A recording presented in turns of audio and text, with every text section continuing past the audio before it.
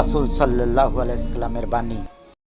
একমাত্র আল্লাহ নবীর আপন চাচা আবু লাহাব, আবু জাহেল আল্লাহ নবীর আপন চাচা না।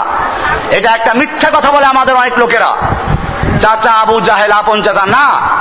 আবু জাহেলের বংশই ভিন্ন, মূল বংশ কোরাইশ বংশ, সেই হিসাবে এক বংশের, কিন্তু কোরাইশ বংশের মধ্যে অনেকগুলো ছোট ছোট শাখা ছিল। আবু জাহেলের বংশের নাম হলো বানু মাখজুম। কি নাম? বনু মাখজুম।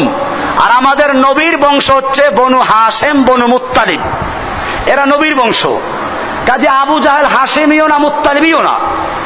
এটা হলো গ্রামের চাচা, এলাকার চাচা, বড় বংশ হিসেবে চাচা।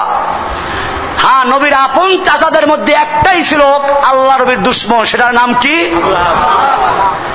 এছাড়া আল্লাহর নবীর আপন লোকদের মধ্যে কেউ নবীর দুশমন ছিল না।